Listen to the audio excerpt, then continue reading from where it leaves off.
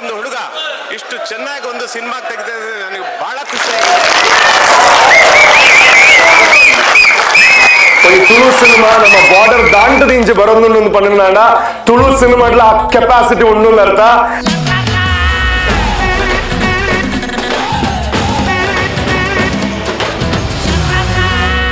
ಸಖತ್ತಾಗಿದೆ ಮೂವಿ. ಇಷ್ಟು ಕಾಮಿಡಿ ಆಮೇಲೆ ಇಷ್ಟು ಡಿಸೆಂಟ್ ಆಗಿ ಇಷ್ಟು ಫ್ಯಾಮಿಲಿಯರ್ ಕುತ್ಕೊಂಡು ನೋಡುವಂತ ಪಿಕ್ಚರ್ ಇದೇ ಫಸ್ಟ್ ಟೈಮ್ ನಾನು ನೋಡಿರೋದು.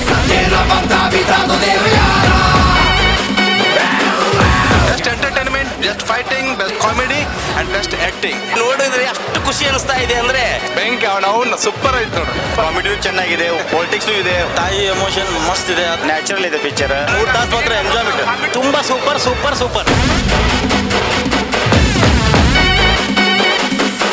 ಮಧ್ಯೆ ಮಧ್ಯೆ ಎಷ್ಟು ಟ್ವಿಸ್ಟ್ಗಳಂದ್ರೆ ಎಕ್ದಮ್ ಸೂಪರ್. ರೂಪೇಶ್ ನಂತಗಿರನೇ ಬರ್ಸಿ ಇವರೊಂದು ಆಕ್ಟಿಂಗ್ ಮತ್ತೆ ಅದರ ಸ್ಟೋರಿ, ಪೊಲಿಟಿಕ್ಸ್ ಸ್ಟೋರಿ. ಕಾರ್ಯಕರ್ತನಾಗಿ ಏನ್ ಮಾಡಬಹುದು ಅನ್ನೋದು ಒಂದು ಮೆಸೇಜ್ ಇದೆ. ಪ್ರತಿಯೊಬ್ಬ ಕನ್ನಡಿಗರು ನೋಡಲೇಬೇಕಾದ ಅಮೂಲ್ಯವಾದ ಸಿನಿಮಾ ಸರ್. ಬಹಳ ಕಾಮಿಡಿ ಕಾಮಿಡಿ ಕಾಮಿಡಿ ಒಳಗೆ ಮಾಡಿ ಜನರಿಗೆ ಬಹಳ ಚಂದ ತಿಳಿಸ್ಕೊಟ್ಟಾರ.